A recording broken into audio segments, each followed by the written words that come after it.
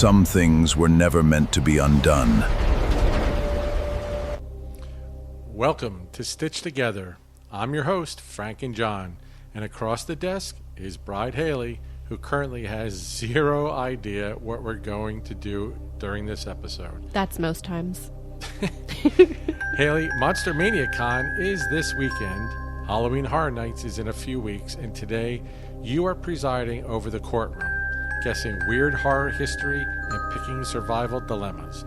On a scale of 1 to 10, how prepared do you feel right now? A 1? That's good. That's good. I like. Well, that's what I like to hear. Cue the intro music. Let's get into episode 10.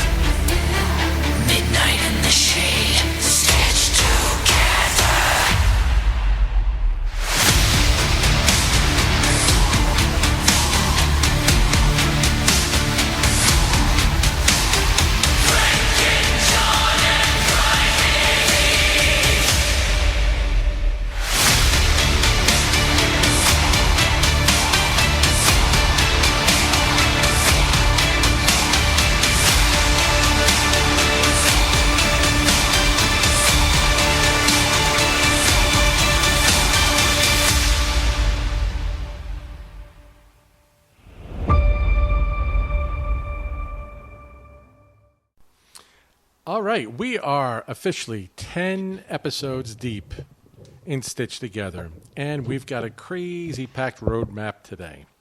First up on the housekeeping list, our Sci-Fi creature feature bracket is officially wrapping up its championship round. Thanks to everyone who voted across social media.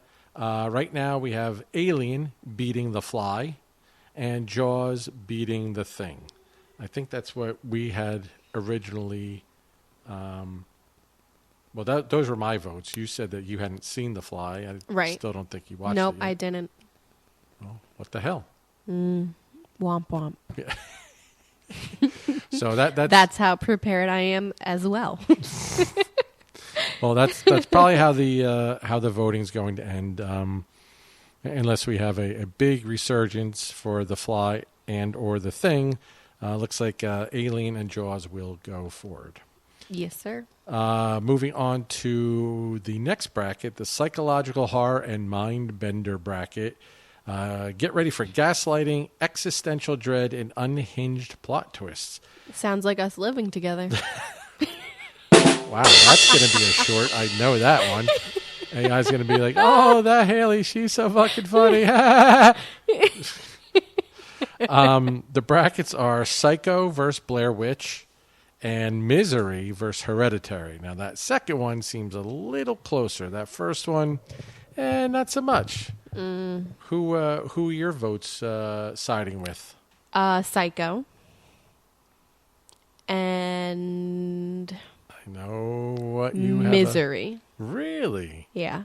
You love Hereditary. I wouldn't say I love it, but it's another slow burn.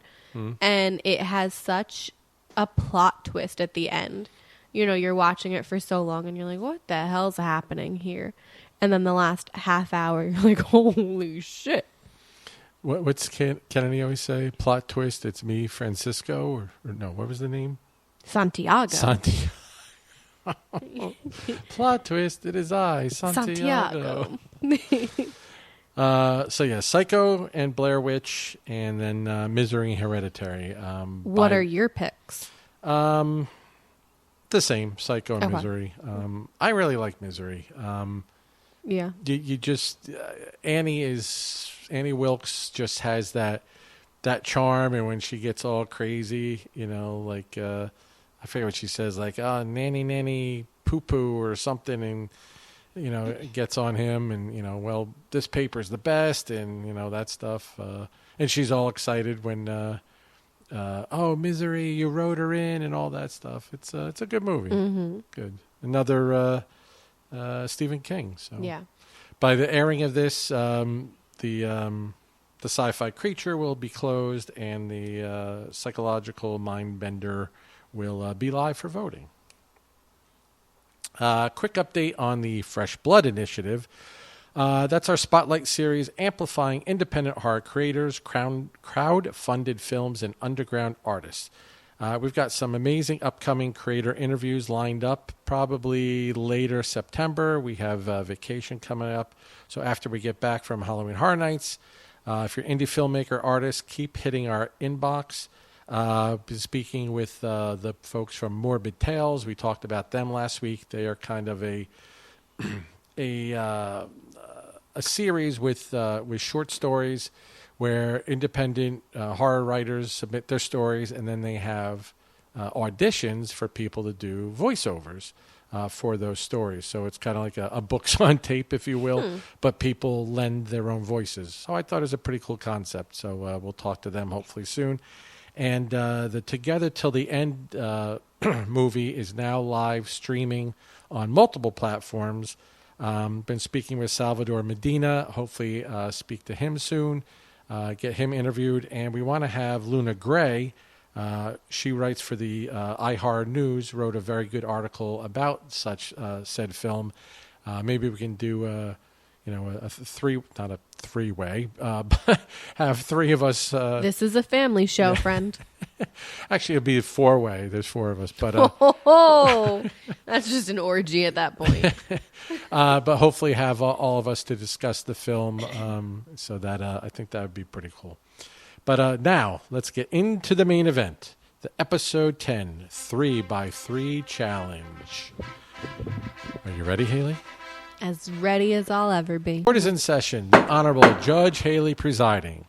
So I'm going to hit you with 3 controversial scenarios that happen at horror conventions or theme park haunts. Okay. Render an immediate verdict. Guilty of atrocities, passed with a warning, or sentenced straight to horror jail. Oh, wow. Okay. All right. So first one is case number 1. This is the line saver. You've been standing in line for a premiere haunted Halloween Horror Nights house or a celebrity autograph for 90 minutes. Suddenly, one person in front of you steps aside, waves 6 of their friends over and says, Ooh. it's okay, holding my spot. What is your verdict? That's a hard one. I'm going to say a warning. So a warning like you might see them again? Like, hey, next time don't do that? What are like you a warning of just like, bro, that's not cool. Okay, so you're giving them a if a cop pulled you over and gives you a warning about speeding, like, hey, just like don't do that again. The line holding I can somewhat understand if it was one person getting back into the line. Like, Agreed. I had to pee really bad and I ran to the bathroom. Or, right. They come back with drinks for the rest of their party or something along those lines. Okay. Or if they have a young child with them. All right, understandable. But when it's 1 versus 6 ducking the rope, no, it's a little different. Now, you're not going to tell me all 6 of you had to go pee-pee. Mm-mm. They have to go pee-pee. All right, so you are giving the line saver passed with a warning. Yeah, for now. Okay, I'll have to get some cool sound effects for that. Okay, case number 2. Dun, dun, dun. Dun, dun, dun, dun. The merch table combat. You are at Monster-Mania, or the equivalent of Monster-Mania. What are the other ones we see on? Spooky Empire, Midsummer Scream. Yes, any of those. All right, so you spot the exact limited edition horror T-shirt or piece of art you've been hunting for, one of our collectibles. You find like the best Beetlejuice collectible you've ever seen. You see it. Oh my God, I gotta have it. But someone else reaches for the same collectible at the exact same millisecond. Is it fair game to pull a slasher maneuver and snatch it? Or do you yield and say, oh, no. You have it, friend. I'd say rock, paper, scissors, bitch. So at least you're giving. So you're saying there's a chance. Yeah. Like, if you could beat me at rock, paper, scissors, maybe I'll juke you out and just run. Or maybe I'll be like, all right, yeah, you're right. Wow, you're a lot more nice than I'd be like, bro, I fucking saw it first, bitch. There's not many collectibles that I am fixated on. I love Beetlejuice, but I'm not every Beetlejuice thing I need to get. Whereas with you, you're very into your Crow stuff, your House of 1,000 Corpses, Punisher, things like that. Yeah, so boy. I think you would be a little bit more passionate over the merch than I would be. Yes. But I'm very, very big on manners. So if that person came up and they were nice about it and they were like, oh my God, like, I've got to have this, I would probably give into it and be like, all right, bro, like, rock, paper, scissors, you got it. But if they came up and they were all snarky like a Karen, I would make her cry. It depends what day of the month it is. So if it's this, my period is going to be a hell one, they get their eyes ripped out. Okay, I got you. All right. We're going to put pending further review. Ooh, yes. They what's the, it's an appeal. Mm-hmm. So Lack of evidence. yeah, there you go. All right. Case number 3. Dun, dun, dun. Dun, dun, dun. All right, I got to stop doing that. The flash photography offender. You're walking through a pitch black haunt maze. Oof. Total atmospheric dread. Suddenly, the person right in front of you whips out their phone with full flash turned on to record a scare actor, completely ruining the lighting and scaring nobody. Straight to jail. Damn Skippy. And I mean, they tell you, like, no flash photography. No. There's no recording or photography allowed at all unless if you're, I mean, I'm speaking from Halloween Horror Nights, but unless if you're there for media preview night. I feel like most mazes follow suit of saying, don't take pictures of us, don't record. It ruins the surprise. If you're watching a video of the whole house online, you know what to expect. And so not only is it rude to the people around you, it's rude to the scare actor. So you're making a conscious choice to be a dick. I would agree. It's kind of similar at concerts, right? So I don't say a lot, but Tool, for instance, Maynard bans phones. If you have a phone, your shit gets confiscated. Yeah. And when you're at a show on the floor, you just see phones in front of you. Like, dude, enjoy the show through your own eyes. I've been guilty of recording concerts, events, happenings, whatever. I promise you, I never went back and watched my concert video. We go to Disney. I'll record the fireworks. I never went back and was like, oh my God, look at this fireworks display. Look at that one. It's a red. Right? So it took me a little while to realize recording it isn't going to do anything. Just enjoy it in the moment and be able to have that memory. I'll record maybe a song that they haven't done in a while. And I don't record like the whole song. I'll do like 30 seconds of it.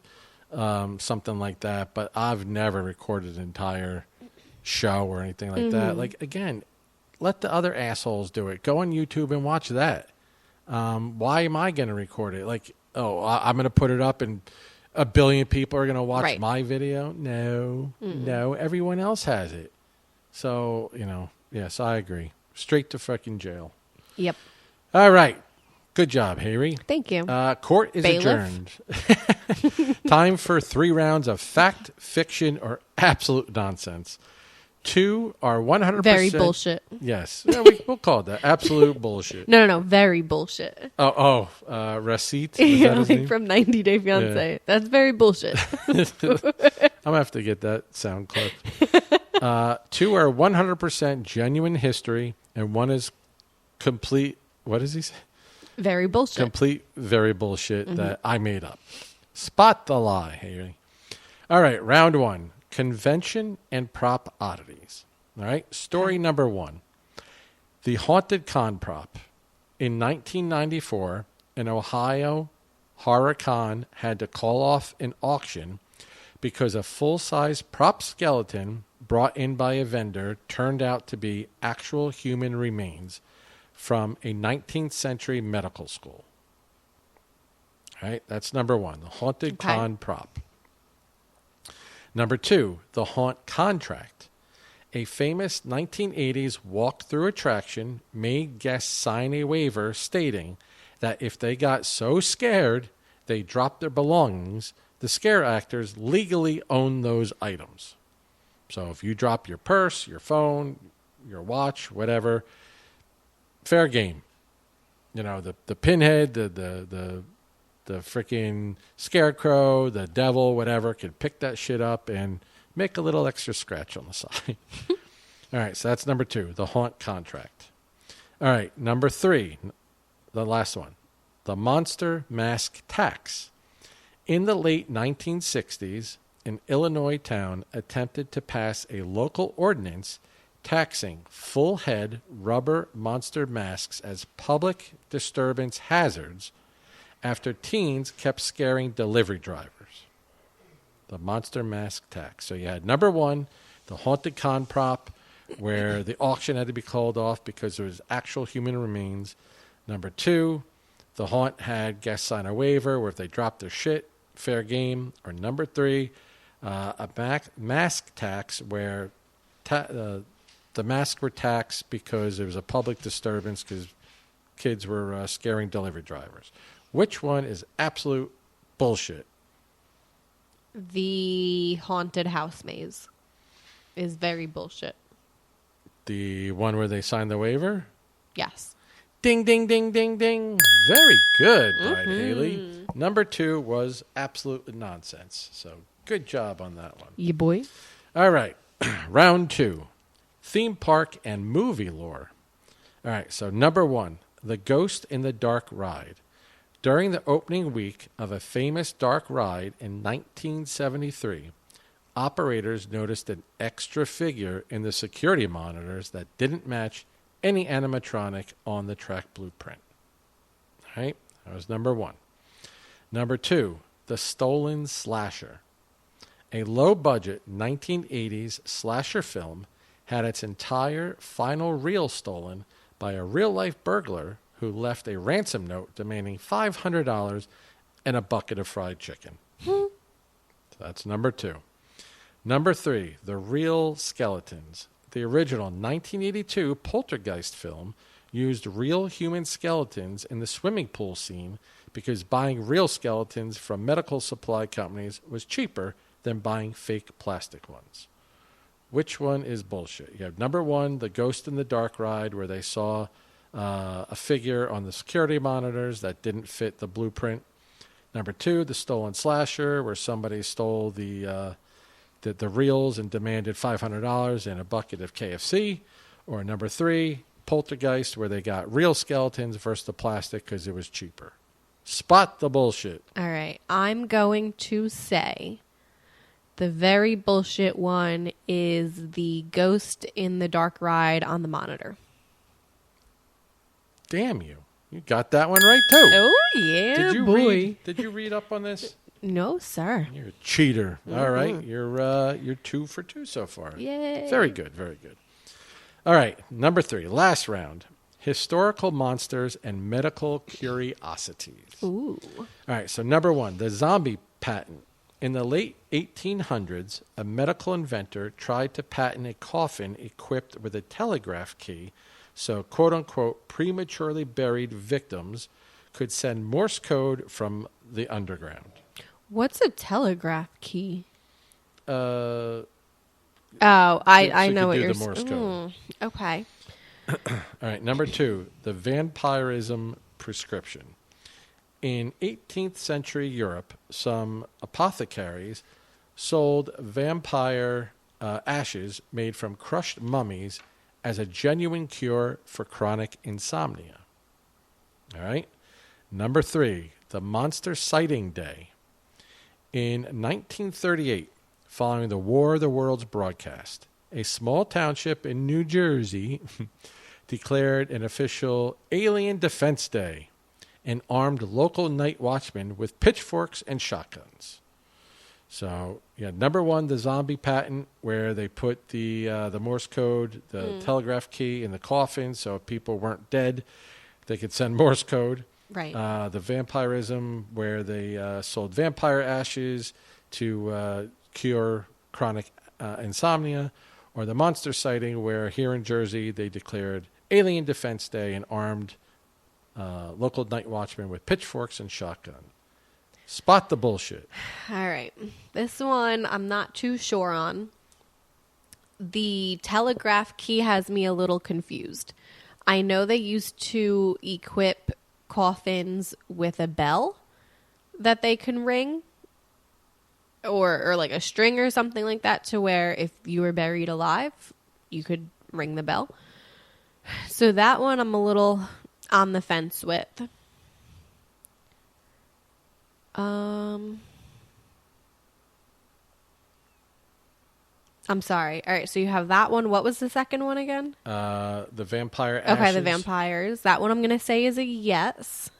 And then the monster sighting day. And then the monster sighting day. I know people really genuinely thought the War of the Worlds broadcast was real.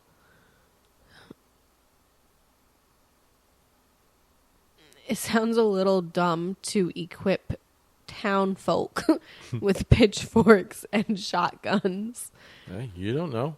This is Jersey Hill. That is, I'm going to say that one's the very bullshit one. Really? It was the vampirism prescription. No way. That was the one that I was saying is true. Wow. I wasn't even stuck between that one. No. Fudge. You still got 2 of 3, so very good, very good. Thank you, thank you. All right. We'll take a little break from the quizzing, and let's talk about our upcoming treks, if you will. Okay. So this weekend we're going to Monster-Mania Con here in Cherry Hill, New Jersey. We've gone probably 4 or 5 times. Yeah, at I'd this point, agree. Right? We have our photo ops with Jonathan. I can't think of his. Thank you, Jonathan Beck, in costume, Jeepers Creepers. Now I know that you've cited before that Jeepers Creepers freaks you the fuck out. Are you going to be able to not shit yourself when we get our picture taken with them? Of course. I will keep my composure. We will be good. The movie definitely did give me the willies. I'm not going to lie there. At this point... The willies. And I sound like the old man when I say things like that. Well, joke's on you. I'm not a man, so I can't sound like one. So definitely freaked me out a little bit.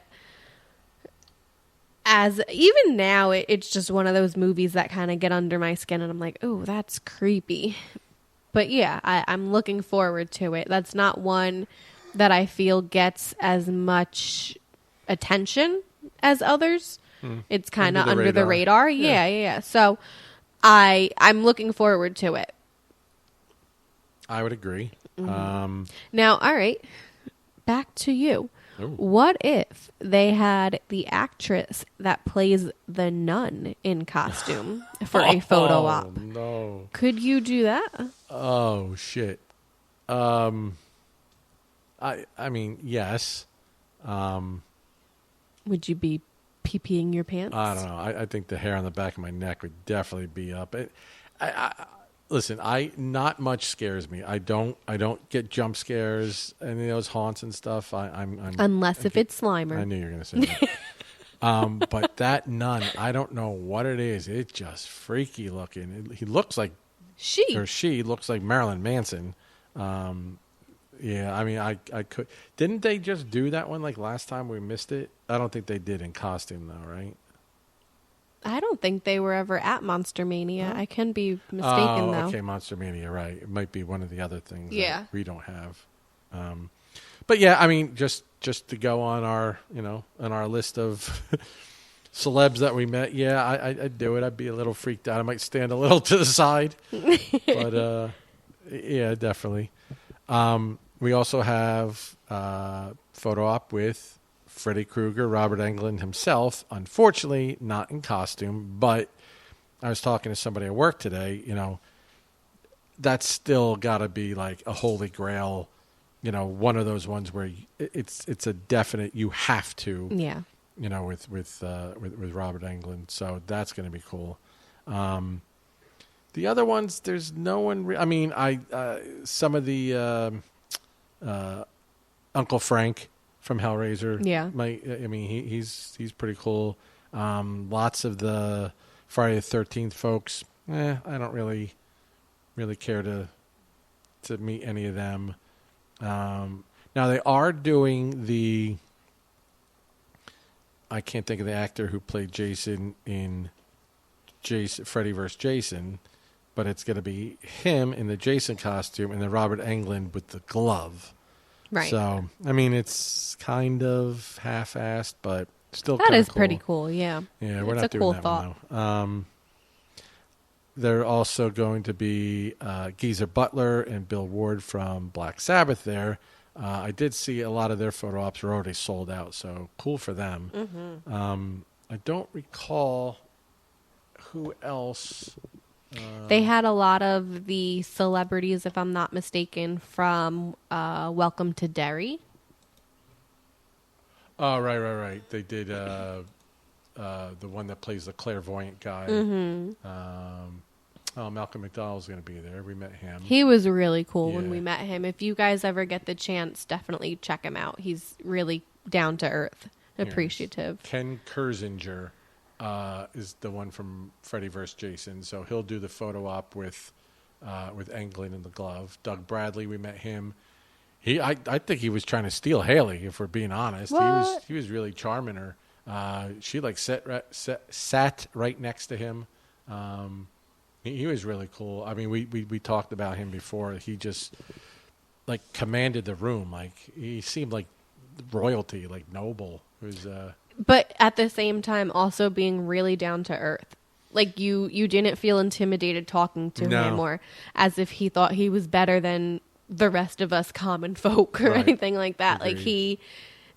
He had a presence. He was confident, but not cocky. Yeah, agreed. Yeah. Then Ashley Lawrence, who played Kirsty in Hellraisers 1 through 3. Sean Chapman, who played Frank, Hellraiser 1 and 2. Might talk to him. And then Jonathan Breck. James Reamer's going to be there from Dexter. Chris Chalk, who Haley mentioned from Welcome to Derry. He was Dick Halloran. Carl Lumbly, who was Dick Halloran on Dr. Sleep. You got the chick who played the Pennywise or young Periwinkle from It Welcome to Derry. Well, that's Pennywise, right? Kind of. No. What do you mean no? Periwinkle's the daughter of. So Pennywise was the clown, was her dad. Right. But not evil Pennywise, if that makes sense. So she was Pennywise, the dad, the circus performer's daughter. Gotcha. All right. Then Catherine Corcoran, who was in the first Terrifier. She was the chick that got strung up and Art used the hacksaw and hacked her from vag to head. Bro. Wow. We got to rate this one X. I don't know. Eugene Clark, who was Big Daddy in Romero's Land of the Dead. And Tim Jacobus, who is the Goosebumps illustrator. And who is this, Hale? Buddy the Unicorn. And who the hell is that? Don't know. Oh, I thought you knew it. No, not really. Oh. Is it horror related? From what I understand, yeah. Really? We'll have to do a deep dive. Oh, but he's only there on Sunday. We're going on Saturday. Womp womp. We'll have to check him out, though. All right. So that's Saturday. And then we leave for vacation the following Wednesday. And Halloween Horror Nights is what day? The following Friday, August 28th. And that's opening day, right? Yes. All right. So we got a special ticket. What is it called? Scream early. So that allows us to start at 2 p.m. Mm-hmm. And it normally starts at 6. Yeah, about that. Okay. So we're hoping that it being opening day, there's going to be a lot of freaking people there. Hopefully if we get this starter thing, we can get a couple houses done prior to, the peons coming in. And I don't know. Usually we get all 10 houses done in one day. We're a little skeptical with it being opening day, although Haley feels people are like, fuck that, I'm not going to opening day, it's going to be too crowded. So hopefully it turns a lot of people away, right? We'll see. That's what we're hoping. Like I said in previous episodes, I feel like the method for attacking Halloween Horror Nights keeps evolving.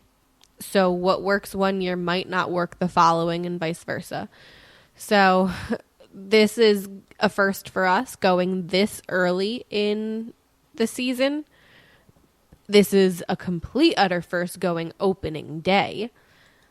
I am a little intimidated with all of the big houses that they have this year. You've got Ozzy Osbourne, Evil Dead Burn, Hellraiser, Stranger Things 5, Sinners. Like those are all big IPs. So, I don't know. I'm a little intimidated. We're going to try our best and figure it out one way or the other. We do have the Scream early, which allows us to do 3 of the 10 houses at 2 p.m. Then we can do, I think, 2 more open up at 5:15. Now, hold on. So the 2 o'clock, the ones that open up first was Hellraiser, Jack, right? Yeah, and I think Stranger Things 5. Right. And so we're hoping all the Stranger Thing nerds, hopefully we can get there before them. Stranger Things usually always has a long queue. Yeah. I would honestly like to do Hellraiser where it's dark out. Yeah. But, well, shit, maybe we can do it twice. Double dip. We do have the Fast Pass. Right, we have the Express also. So on paper, I'm hoping that we can have 5 houses done, the 3 that open at 2 and the 2 that open at 5:15 by the time everybody else is entering the park at 6-ish. And then we have 5 remaining houses to do at 6 o'clock, but we have an express pass. So I'm hoping that it'll just help us get through a little bit quicker. I want to get everything done in the one night like we usually try to do. But we also leave to drive that 17-hour drive home the next day. So I'd like to be home at the hotel a little early with everything completed so that we're not completely dragging ass on the way home. Because not only are we coming home because we want to get home, but our daughter starts school, the first day of school, a couple of days after. Listen, I'll drop some Mountain Dew and put some deathcore music on, and I'm good to go. Great. I'll be in a ditch. So are you going to cry at Ozzy? Yeah. I just hope they do him good. Yeah, I agree. I mean, they have lots of people involved with these things, and I'm sure the Osborne family has input. They're not going to let it be some shit. I know you didn't like the Weekend House. I thought it was okay. I don't know him that well. His music, it was okay. The music was okay. I thought it was creepy. There's some good stuff in there. The Wyatt 6.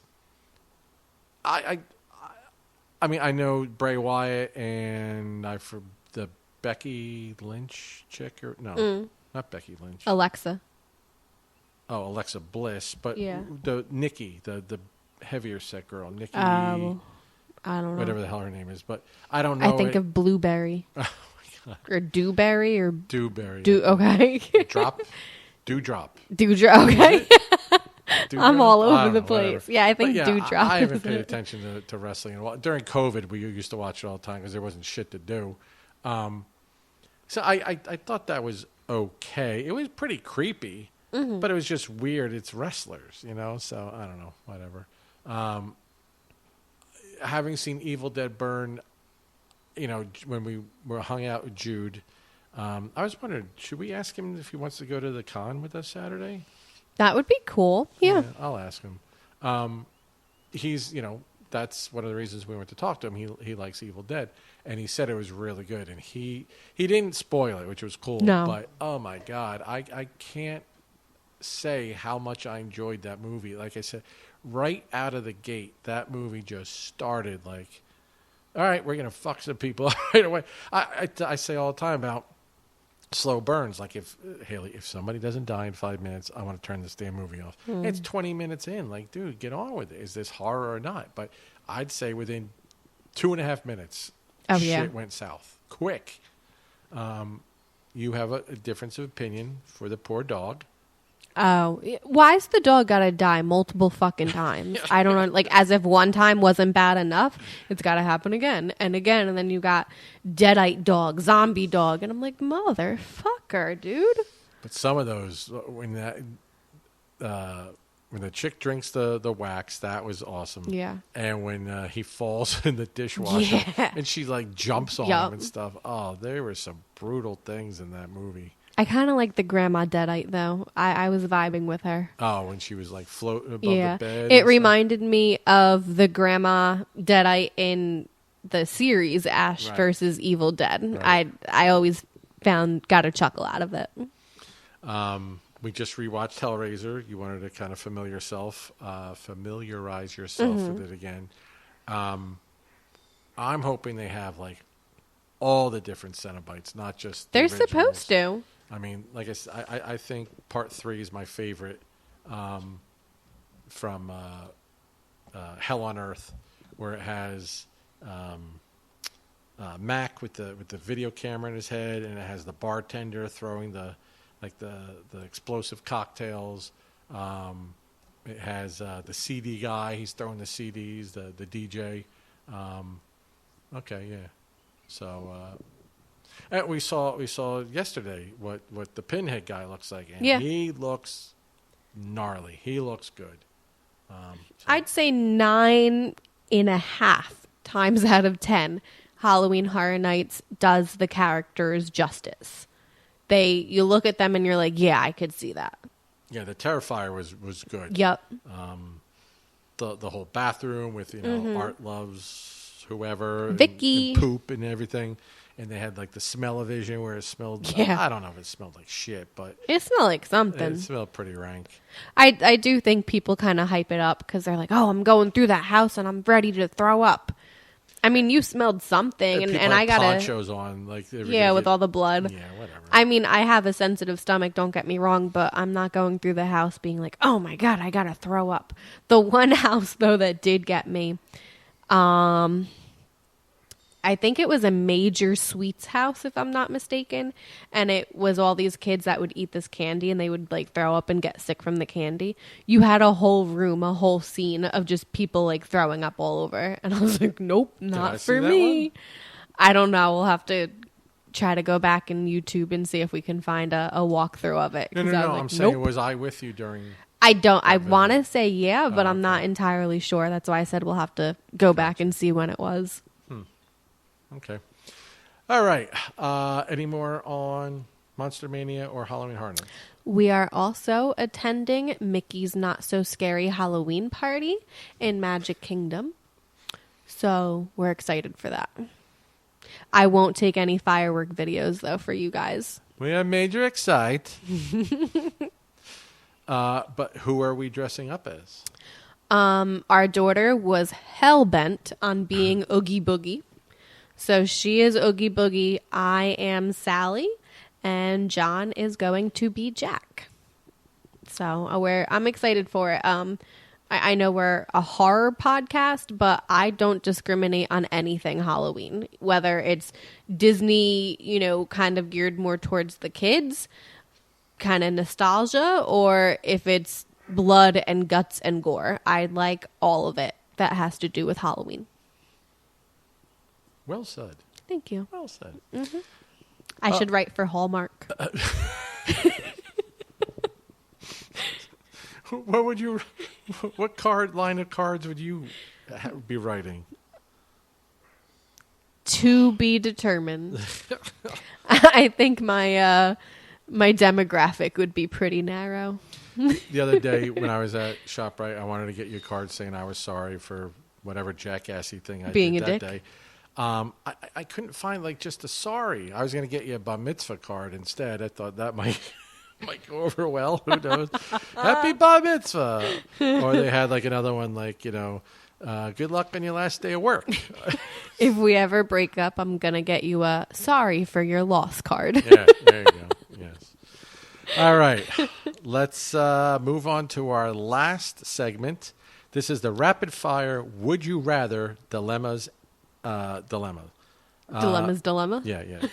To wrap up today's pit stop, 3 rapid fire dilemmas. Dilemma number 1, con chaos.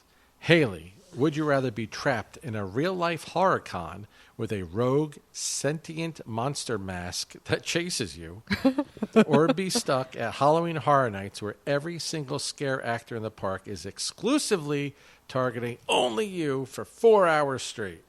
We'll go with the rogue sentient mask. Okay. All right. Dilemma number 2, horror tropes. Would you rather spend a night alone in a classic haunted house with 0 flashlights, or be trapped in a 90s slasher movie, but you're designated as the funny best friend character? Ooh. All right, now when you say haunted house, is it a real haunted house or is it like a haunted house walkthrough? A real classic haunted house. Ugh. This is sucky. Like if we went to Penhurst, you have to spend a night alone in With one no of those flashlight. In one I'm of going to those- go with that one. You'd rather do that? Yeah. Wow, you picked it. Wow. The funny girl always dies. Yeah. I'm not looking to die. I mean, maybe scare the shit out of me. I might cry or something, be in the fetal position in the morning, but I'm still alive. Oh, you're funny. All right. Dilemma number 3, merch versus lore. Would you rather have a one of one grail piece of horror merch, like only one ever made, Okay. of horror merch that you can never show anyone, or get to watch a lost, unreleased horror masterpiece, but you can never tell a soul what happened in it? This is a good one. Oh, wow. So you could say, dude, I got this awesome thing. Hey, let me see it. Well, I can't show you. Okay, well, it didn't happen. Or, dude, I watched, I watched this really cool thing. Oh, what's it about? I don't know. All right, I'm going to go with the unreleased one. Okay. Why? I will never tell anyone about it. But then I will take the idea and make it my own and be like, boom, motherfuckers. Check this masterpiece out. Masterpiece. Make me a sandwich. Yeah, but I'm sure you're going to get sued. How? I can't tell anybody I saw it. But the people who made it. I'll be like, I didn't see shit. What are you talking about? Although the thing is, I got to lie to them, too, that I didn't see it. So the script is exactly the same. So I'll change, exactly the same. Mary to Kathy, like their names and stuff. Oh, this chick's got blonde hair. All right, well, this chick's a brunette. Joke's on you. Okay. I like it. All right. Very well. You did very good in my my 3x3 onslaught of... without being prepared, you did pretty good. Yeah, boy. Pretty good. We got to do similar in, not next episode, but in a few episodes, and swap roles. All right. We can do that. Are you into that stuff, swapping? Swapping roles? I don't swap my roles with anybody. I keep all my roles. Fuck that. Especially if they're like some Texas Roadhouse biscuits and shit. I knew you were going to say this. I don't swap shit. All right, that's going to do it for episode 10. Vote in our new psychological horror brackets on socials. Come say hi at Monster-Mania this weekend. Mm-hmm. We're going to be wearing our shirts and passing out our cards and all that. We're going to be hopefully networking with some independent filmmakers, see some cool merch, that type of thing. And we'll see you next time. Stay spooky, hit subscribe, and don't be the person using flash photography in a dark house. Mm-hmm. And as always, Stay stitched together.